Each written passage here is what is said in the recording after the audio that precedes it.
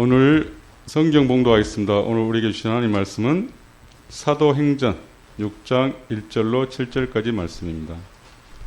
그때 제자가 더 많아졌는데 헬라파 유대인들이 자기들의 가부들의 매일의 구제에 빠짐으로 히브리파 사람을 원망하니 12사도가 모든 제자를 불러 이르되 우리가 하나님의 말씀을 제쳐놓고 접대를 일삼는 것이 마땅하지 아니하니 형제들아 너희 가운데에서 성령과 지혜가 충만하여 칭찬받는 사람 7을 택하라. 우리가 이 일을 그들에게 맡기고 우리는 오로지 기도하는 일과 말씀 사역에 힘쓰리라 하니 온 무리가 이 말을 기뻐하여 믿음과 성령이 충만한 사람 스데반과 또 빌립과 프로코로와 니가노르와 디몬과 바베나와 유대교에 입교했던 안디옥 사람 니고라를 택하여 사도들 앞에 세우니 사도들이 기도하고 그들에게 안수하니라. 하나님의 말씀이 점점 왕성하여 예루살렘에 있는 제자의 수가 더 심히 많아지고 허다한 제사장의 무리도 이 도에 복종하니라. 아멘. 우리 하나님의 은혜와 평강이 성도님들의 가정에 충만하시기를 바랍니다. 지난번에 우리가 5장에서 아나니아 부부의 헌금 사건에 대해서 살펴봤습니다. 그것이 초대교회에 있었던 첫 번째 내부 문제였습니다. 오늘 살펴볼 6장에 나오는 오늘 함께 봉독했던 그 말씀은 두 번째 교회 내부 문제입니다. 첫 번째 문제도 헌금에 관한 문제였고 두 번째 문제도 헌금에 관한 문제입니다. 첫 번째 문제는 헌금을 하는 문제고 두 번째 문제는 헌금을 사용하는 데 나타났던 그런 문제입니다. 초대교회가 모여서 모든 재산을 서로 공유하고 네것 내것 구분하지 않고 나누어 썼다고 우리가 읽어봤습니다. 참 아름다운 모습이죠. 그런데 항상 재물이 있는 곳에 분란이 있어요. 이권이 있는 곳에 분란이 있습니다. 그래서 예루살렘 교회도 문제가 생긴 것입니다. 예루살렘 교회가 처음에 적었을 때는 이런 것은 문제가 될 수가 없어요. 그런데 4장 5절 우리가 전에 봤던 것처럼 남자만 5,000명이 됐다가 했거든요. 그러면 여자들이나 어린아이들까지 하면 10,000명도 넘었을 거예요. 성도 수가 적었을 때는 한두 사람이 그냥 머릿속에 있는 방법으로 그냥 하면 돼요. 그래도 별 문제가 발생하지 않습니다. 근데 이렇게 수가 많아져 버리니까 음식을 나누는 문제나 또 용돈이 필요한 사람들에게 돈을 나누어주는 문제가 이것이 보통 문제가 아니었을 거예요. 이제는 드디어 체계적인 방법이 나타나야 되는, 전문적인 방법이 나타나야 될 시기가 됐단 말이에요. 근데 그것을 미리서 대비를 못한 겁니다. 그래서 문제가 생겼어요. 1절에 보면 헬라파 유대인들이 자기의 과부들이 매일 구제에 빠짐으로 히브리파 사람을 원망했다 그랬습니다. 예루살렘 교회 사람들을 두 개의 부류로 파당을 지을 필요는 없는데요. 이스라엘 사람들은 만나는 곳마다 자연스럽게 이 두 부류의 사람이 구별이 됩니다. 파당을 지으려고 해서가 아니라 그냥 구분이 된다고요. 말하는 거, 행동하는 것을 보면 구분이 돼버려요.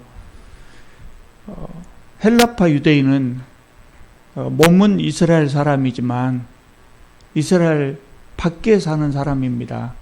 이스라엘 밖에는 그 당시에 로마가 지배하는 사회였지만 바로 직전에 그리스가 지배를 했기 때문에 그 말이 그대로 남아서 그리스파, 즉 헬라파라 그렇게 이야기를 했던 겁니다. 그러니까 이 사람들은 지리상으로만 밖에서 사는 것이 아니고 언어도 문화도 전부 헬라적인 사람이었어요. 몸만 이스라엘 사람이지 머릿속에 든 것은 다 헬라 사람. 손발로 행하는 습관도 헬라 사람이었단 말이죠. 아마 이 사람들이 명절을 지키기 위해서 예루살렘에 왔다가 복음을 접하고 기독교인이 된 사람들로 보입니다. 그런데 히브리파 유대인은 이스라엘 땅에 사는 이스라엘 사람들을 말합니다. 제대로 이 사람들은 이스라엘 사람이죠. 몸뿐만 아니라 생각도 그러고 언어도 그러고 완전히 이스라엘 사람이에요. 더군다나 히브리파 사람들은 수도 아마 훨씬 많았겠죠. 그러니까 누가 뭐 그렇게 하라고 하지도 않았지만 자연스럽게 교회 안에서 주도권을 가지게 되었을 거예요. 주도권을 가지지 않았다고 하더라도 헬라파 유대인들이 생각할 때는 자기들이 소외감을 느꼈을 거예요. 누가 소외시켜서가 아니라 그냥 소외감을 느꼈을 수도 있어요. 헬라파 유대인들이 자기들의 과부들이 구제에 빠졌다고 불평했지만 사도들이 의도적으로 이 사람들을 차별하지는 않았겠지요. 그럴 가능성은 전혀 없어요. 전혀 없어요. 왜 없냐 하면 이때 사도들은 성령이 충만한 때였어요. 하나님의 지배하에 직접 하나님과 교류하고 영적으로 교류하고 하나님의 능력이 그 손끝으로 일어나고 말 한마디로 변화가 일어나고 이런 분들이었거든요. 그런 분들이 사람을 차별하고 그러지는 않지요. 그럴 수는 없지요. 아마 헬라파 유대인들은 유대인들의 언어를 몰랐기 때문에 의사소통상의 오해가 있었던 것으로 보여요. 그리고 이것으로 인해서 차별을 받는다고 그렇게 생각했던 것으로 보입니다. 자, 이제 문제가 발생했습니다. 그럼 해결을 해야죠. 교회에도 문제는 있거든요. 어떻게 교회에 그런 일이 있을 수가 있냐? 있어요, 교회도. 왜냐하면 기독교인들이 예배당에 나올 때 예배당 문을 쑥 들어오면서 사람이 바로 변화되지 않는단 말이에요. 똑같은 세상에 사는 사람하고 똑같은 사람들이 저 문을 들어오죠. 그러면서 신앙의 연조가 깊어지면서 서서히 이렇게 변하지 않습니까? 그렇게 교회 안에는 항상 문제가 있어요. 교회 안에 문제가 있다고 해서 그 이상하게 생각할 것이 없어요. 근데 중요한 것은 뭐입니까? 그 문제를 어떻게 해결하냐. 세상에서 해결하는 것하고 다른 현명하고 지혜롭고 은혜로운 방법이 있어야 될 거예요. 그래서 2절에 보면 12사도들이 문제의 해결 방안을 내놓는데요. 12사도가 모든 제자를 불러 이르되, 여기서 제자는 12제자를 말하는 것이 아니라 성도들을 다 모았단 말이에요. 많은 성도들 앞에서 지금 이야기를 합니다. 우리가 하나님의 말씀을 제쳐놓고 접대를 일삼는 것이 마땅하지 아니하다 그랬어요. 마땅하지 아니야. 하나님 말씀을 가르쳐야 될 것 아니에요. 사도들의 주된 직분은 말씀을 전하는 거예요. 근데 접대를 일삼는 것이 마땅하지 아니하다 그랬어요. 여기서 접대에는 여러분 성경을 보면 접대 앞에가 작은 숫자가 하나 써졌죠. 그리고 저 밑에 본문 맨 밑에 보면 똑같은 숫자가 있는데 거기 보면 재정출납이라고 되어 있어요. 주석이 달려 있단 말이에요. 접대에 주석이 달려 있는데 그 접대라는 단어는 우리가 접대라고 번역했지만 재정출납이라고 번역해도 된다고 말이에요. 목사가 예를 들면 오늘날 목사가 설교하는 것은 제쳐놓고 헌금 들어오고 그 헌금 계수하고 그 헌금 어떻게 사용할까만 생각하고 집행하고 은행 다니고 이런 것만 일삼는 것은 결코 바람직한 것이 못 되지요. 그런데 그 전에는 성도들을 위해서 그 일을 한다고 했는데 교회가 점점 커질 때까지 이 일을 하니까 이거 문제가 생긴 거예요. 그러니까 이거 마땅하지 아니하다. 마땅하지 아니하다. 사도들은 그냥 마땅하지 아니하다. 사실적으로 이야기한 것이 아니라 사실을 사실대로 그냥 이야기한 것이 아니라 우리의 실수였다 그 말이에요. 그거 우리가 실수였다. 우리가 잘못했다. 그 잘못된 것이다. 그렇게 이야기를 한 겁니다. 그래서 3절에 보면은 그럼 어떻게 할 거냐? 성령과 지혜가 충만하여 칭찬 듣는 사람 7을 택하라 그래요. 성령과 지혜가 충만하다. 교회에서 일꾼들을 선택할 때 요거를 봐야 됩니다. 성령이 충만한가 지혜가 충만한가를 봐야 됩니다. 성령이 충만하다 그러면 그 말은 요새 우리가 흔히 쓰는 말로 믿음이 좋다 그 말이에요. 믿음이 좋아야 된단 말이죠. 믿음만 좋으면 됩니까? 안 되죠. 그 일을 할 수 있는 능력, 달란트를 받은 사람이에요. 그것을 지혜가 충만하단 말로 지금 이야기한 겁니다. 7을 택하라 그랬어요. 그러면 재정과 구제는 그들에게 맡기고 4절을 보면 사도들은 뭘 해요? 기도하는 것과 말씀 전하는 사역에 힘쓰겠다 그래서요. 교회가 커진 후에도 사도들이 행정 업무까지 하려고 하다 보니까 기도와 말씀 사역이 자연스럽게 소홀해질 수밖에 없었을 겁니다. 지금도 역시 마찬가지죠. 목사가 교회 행정에만 관심을 갖고 있으면 말씀을 바르게 심도 있게 열심히 준비해서 전하기가 어렵다는 거예요. 지금도 역시 마찬가지예요. 사도들이 이때 이제 그것을 깨달은 겁니다. 그래서 교회 안에서 직분자들이 서로 간에 맡은 일이 달라야 할 이유가 바로 여기 있는 거죠. 서로가 서로를 보완해주고 그럴 필요가 있죠. 그래서 이 말을 듣고 5절을 보면 모든 성도들이 기뻐했다. 모든 성도들이 기뻐했다. 사도들이 그렇게 해결책을 주니까 정말 좋아한 것 같아요. 그리고 7사람을 뽑았고 사도들은 그들에게 안수해서 지도자로 세웠다 그랬어요. 그러니까 결과가 어떻게 됐습니까? 7절을 보면 하나님의 말씀이 왕성하여 점점 왕성하여 예루살렘에 있는 제자의 수가 더 심히 많아지고 심지어 허다한 제사장의 무리도 이 도에 복종하니라. 제사장들까지도 신념을 바꿔서 기독교인이 되겠다고 나왔단 말이죠. 이런 놀라운 역사가 이루어졌다고 말.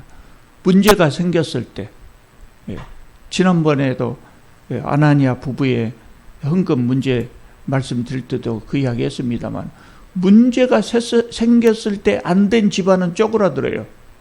근데 잘 되는 집안은 문제가 생기면 더 잘 돼요. 문제를 바르게 해결해 보니까 더 잘 된다고요. 예루살렘 교회가 그랬다고 말이에요. 재정을 투명하게 운영하도록 그렇게 했더니 교회가 훨씬 더 부흥했다고. 이렇게 교회가 재정이 투명해야 될 이유가 바로 여기가 있어요. 교회가 재정이 바르게 집행되어야 될 이유가 바로 여기에 있어요.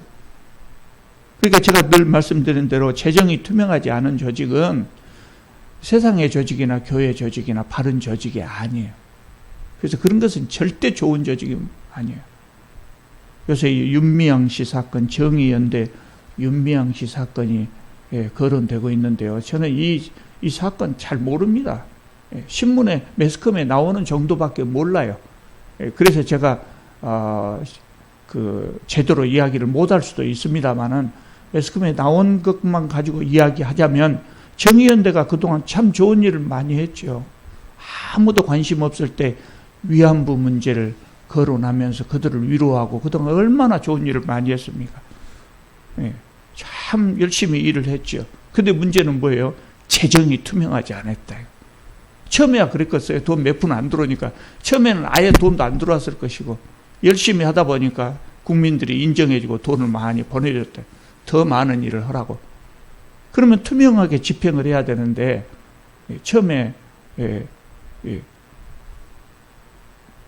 회원들 몇 명 안 되고 회비 몇 푼 안 될 때 집행했던 그 방법대로 집행했던 것 같아요. 그러면 사고가 생기는 거거든요. 그러면 사고가 생겨요. 교회가 목사 양심만 믿고 목사님 먼저 알아서 하세요. 그 헌금 다 목사한테 맡기면 반드시 문제가 생기는 거예요. 아무리 훌륭한 사람이라고 할지라도. 그것이 사람이에요. 왜냐하면 우리가 세상을 살아가는데 돈이 필요하단 말이에요. 돈이 필요해요. 그러다 보니까 문제가 생겨요. 그래서 윤미향 씨가 돈을 빼돌렸는가 안 빼돌렸는가 모르겠는데 매스컴에 나온 것으로만 보면 어느 정도는 잘못 사용한 것 같아요. 나는 내가 생각할 때 윤미향 씨가 책임을 져야 된다고 생각합니다. 반드시 책임을 져야죠. 자기가 잘한 것은 잘한 대로 인정받아야지만 잘못한 것은 책임을. 아무리 좋은 조직이라 해도 이 재정이 투명하지 않으면 나중에 문제가 되어버려요. 요새 보수 언론들 좋아놨죠. 이제 위안부 문제까지 막 헐뜯고 이제 달라든다. 우리 교회에도 그런 문제가 있어요. 아니, 우리 교회가 아니라 선교사님들이요. 선교사님들이, 저도 많은 선교사를 만나지 않았습니다만 제가 만나본 선교사들 중에는 그렇게 불평하신 분들이 있어요. 무슨 불평하냐면, 선교하느라고 아주 바빠 죽었는데 재정 보고하라고 한다고.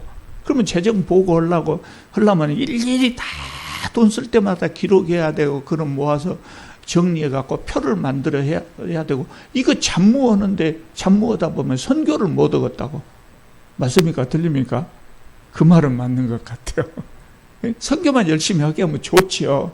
근데 문제는 아무리 선교사라도 그렇게 돈 마음대로 쓰세요 하고 맡겨놓으면 반드시 문제가 발생합니다. 큰 문제가 됐든 적은 문제가 됐든. 또 문제가 발생하지 않아도 선교비를 보낸 사람들이 의심을 하게 된다고요. 저 많은 선교비를 정말 제대로 사용하게 하고 있을까? 이렇게 의심을 사게 되면 그 다음부터는 점점 선교 헌금하기가 싫어지고 선교비가 점점 줄어든다고요. 항상 재정은 투명해요. 교회도 마찬가지예요. 교회도. 근데 이 문제가 드디어 이제 나타났는데 이것을 잘 해결했다는 거예요. 그러니까 예루살렘 교회가 오히려 훨씬 더 부흥하는 계기가 됐다는 겁니다. 교회에서 음식을 나누어주는 문제, 구제하는 문제, 이거는 큰 문제는 아닙니다. 사실 큰 문제는 아니지만, 먹는 문제에 문제가 생겼다고 해도 그것이 무슨 큰 문제겠습니까? 그런데 그것이 발단이 되어갖고 파벌이 나누어지게 됐다. 그러면 이게 큰 문제가 되거든요. 이거 큰 문제예요. 그러니까 예루살렘 교회가 이 문제를 제대로 해결하지 못했다면 헬라파 유대인들은 우리는 나가겠다, 따로 흘란다, 아마 교회가 두 조각 났을지도 몰라요. 근데 초대교회는 이 문제를 아주 지혜롭게 해결했더라, 그 말입니다. 여러분, 세상에 많은 교회가 있습니다만 교회들이 문제가 있을 때마다 다 이렇게 해결합니까? 이렇게 해결하라고 요 사건을 사도행전에 기록해놨는데 늘 읽으면서 이렇게 해결이 안 된다고요. 이렇게 해결이 안 돼요. 대부분. 많은 교회들이, 교회가 적었을 때는 문제가 없지만 교회가 커지면 꼭 재정에 문제가 생겨요. 그래서 서로 네 탓이다 내 탓이다 다투다가 세상의 법정까지 가고 법원에서 판결을 내려도 승복하지 않고 계속해서 다투다가 결국은 교회가 두 조각 나고 하나님의 말씀의 권위가 땅에 떨어지고, 그래서 세상 사람들이 교회에 등을 돌리게 되고, 그것이 많은 교회들의 문제를 해결하는 방식이거든요. 우리는 정말 좋은 해결 방법을 오늘 사례가 여기 나와 있단 말이죠. 그럼에도 불구하고 많은 교회들이 그렇게 하고 있어요. 우리 교회가 예배당을 짓지 않기로 했어요. 누가 예배당 지어주면은 거부할 이유는 없지만 우리가 계획해서 예배당은 짓지 않겠다고 하는 중요한 이유 중에 하나가 이겁니다. 그것이 다는 아니지만 교회에 재산이 많으면 분란이 생길 수 있어요. 헌금 들어온 대로 가능한 한 교회에 남기지 않고 다 하나님 나라 일을 위해서 다 써버리는 것이 좋지요. 그러다 보면 예배당 지을 틈이 없죠. 뭔 돈 갖고 예배당 짓겠습니까? 다 열심히 써야죠. 그래서 예배당을 짓지 않기로 했어요. 교회가 싸움이, 분란이 생기는 것 보면 항상 그렇거든요. 명분 싸움. 처음에 시작은 바르게 해요. 명분 싸움. 시간이 지나면은 감정 싸움이 돼요. 아무리 그런다고 그럴 수가 있어? 이런 거죠. 네 말이 맞다마는 그래도 그럴 수가 있어? 감정 싸움이 되고. 그러다 보면은 완전히 두 쪽 나가지고 결국은 예배당 누가 차지하느냐. 재산 싸움으로 피하. 교회가 그러면 되겠습니까? 초대교회 오늘 우리가 읽은 말씀에 나오는 이 교회는 어떻게 문제를 해결했는가 두 가지만 요약해 보려고 그래요. 첫째는 뭐냐? 헬라파 유대인들이 불평했을 때 사도들이 그것에 대해서 나무라지 않았어요. 많은 목사들이 그러거든요. 많은 목사들이 참 저도 그런 이야기 많이 들었습니다만 건전하게 의견을 제시해도 주의 종에게 순종하시오. 그래 본단 말이에요. 그냥 목사가. 그냥 주의 종한테 순종하시오. 시험 들었다고 해버리고. 사도들은 그렇게 하지 않고 그것을 자기 잘못으로 인정했다. 자기 잘못을 인정했어요. 우리가 하나님의 말씀을 제쳐놓고 접대를 일삼는 것이 마땅하지 않다. 사실 세상에서 높은 자리에 올라갈수록 많은 권력을 가진 사람일수록 자신의 잘못을 인정하기가 어려워요. 그 잘못 인정하면 권위가 추락할까? 그런 생각 때문에. 특히 선생님들 잘 인정 못하죠. 저도 평생 남을 가르치는 사람으로 살았습니다만 학생들 앞에서 내 잘못을 인정하기가 쉽지 않아요. 쉽지 않아. 근데 사도들은 자기의 잘못을 인정했단 말이죠. 이때 사도들이 어떤 분들입니까? 성령의 능력이 즉시 일어나고 많은 기적을 행하고 교회 안에서는 거의 절대 권력을 가졌다고 할 수 있는 분들이에요. 그런 분들이 다른 사람들 앞에서 잘못을 인정하기가 쉽겠습니까? 근데 사도들은 솔직하게 인정했다. 우리가 이걸 배워야 된다. 배워야 돼. 읽으면서도 잘 안 되거든요. 이거 늘 읽으면서도 안 돼요. 읽으면서 안 돼요. 이렇게 교회가 문제가 생기는 겁니다. 서울에 있는 어떤 교회, 여러분 잘 아시는 교회, 녹화가 되고 그러니까 그 교회 이름은 말하지 못하지만 그 어떤 교회 젊은 여자아이들 목사가 그렇게 성추행해가지고 하다 못해서 그 아이들이 문제를 삼으니까 그 아이들을 신천지로 몰아붙여버렸대요. 신천지가 들어와서 우리 교회를 흔들려고 한다. 얼마나 억울하겠습니까? 얼마나 상처가 되겠습니까? 세상에.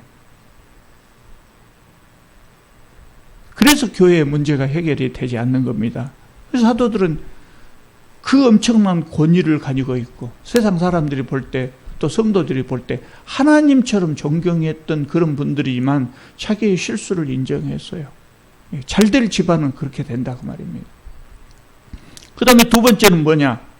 사도들이 재정에 관한 주도권을 양보했어요. 재정에 대한 주도권 양보하기가 쉬울까요? 어려울까요?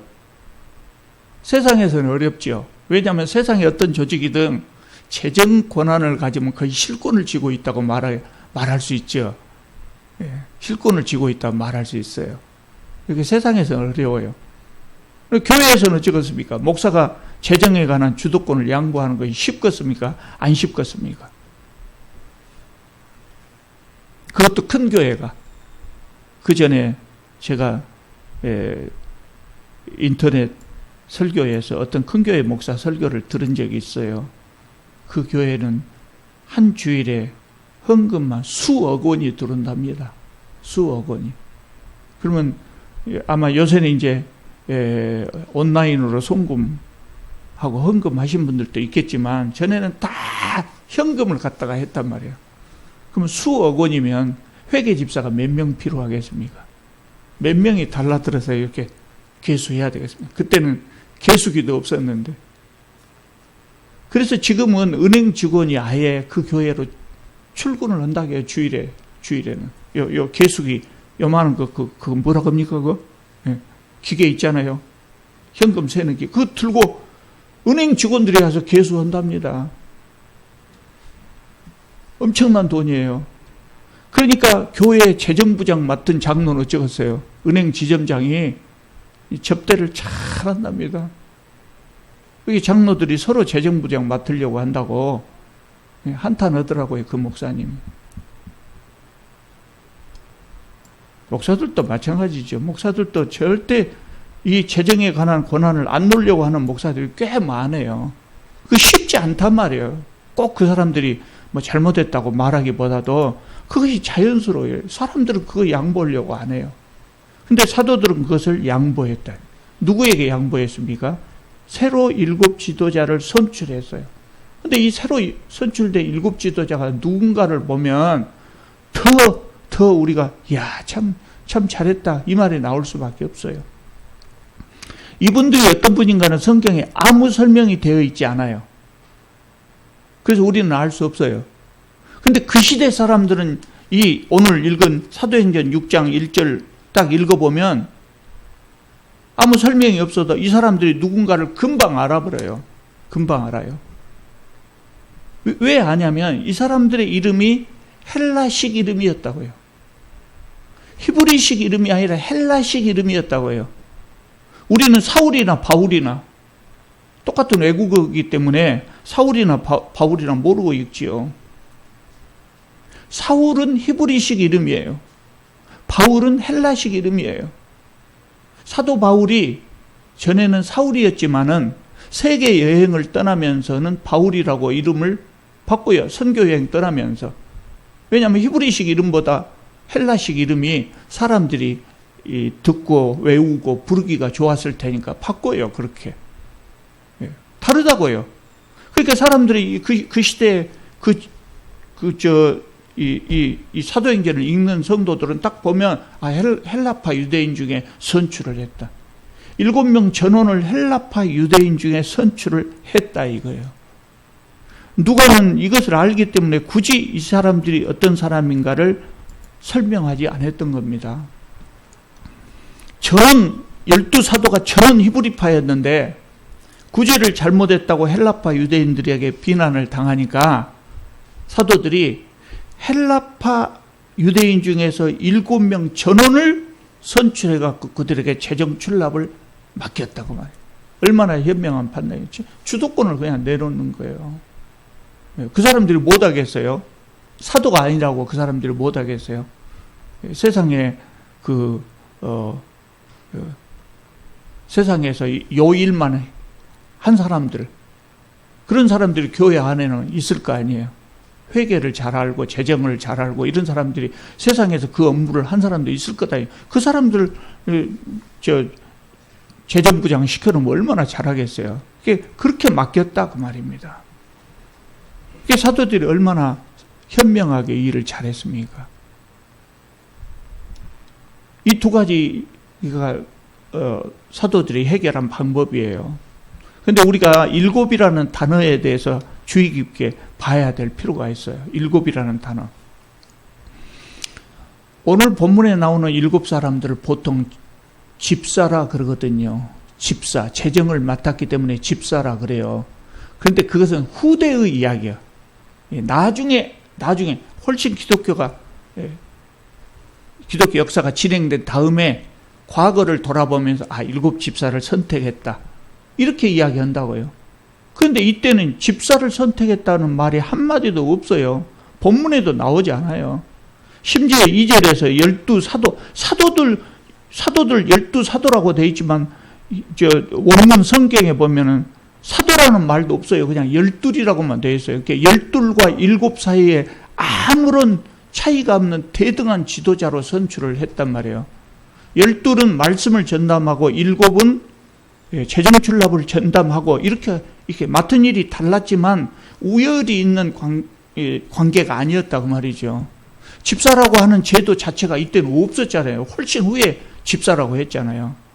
그러니까 이제 우리가 다음에 보겠습니다만 21장에 보면 빌립을 7 집사, 오늘 아까 선택한 7 지도자 중에 한 사람이 빌립 있잖아요. 그 사람을 21장에 가면 7 집사 중에 하나라고 이야기하거든요. 근데 거기도 원문 성경에는 집사란 말이 없어요. 7 중에 한 사람 이렇게 나온다고요. 그러니까 이 사람들을 선택하면서부터 오늘날의 집사처럼 감독자가 있고 집사가 있고 목사가 있고 집사가 있고 이런 관계로 선택한 것이 아니라 교회의 지도자로 선택했다.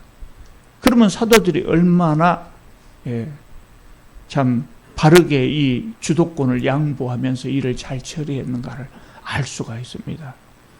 오늘 본문은 교회의 참된 리더십, 또 참된 지도자는 어떤 것인가를 보여줍니다. 교회도 세상의 조직처럼 완전하지 못하는 사람들이 모이기 때문에 항상 잡음이 있을 수 있습니다. 그것을 해결하는 방법은 오늘 본문에 나온 것처럼 사도들처럼 해결하면 됩니다. 이제 다음 주에 우리 용봉동 교회에도 새로 사역자 9분 사역자를 세우는 날입니다.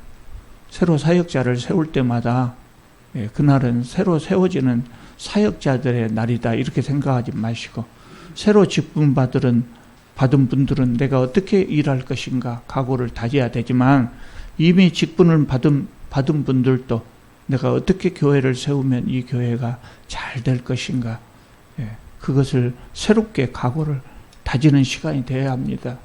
그래서 우리 성도님들은 정말 오늘 본문에 나오는 사도들을 본받아서 정말 좋은 사역자들이 다 될 수 있기를 바랍니다.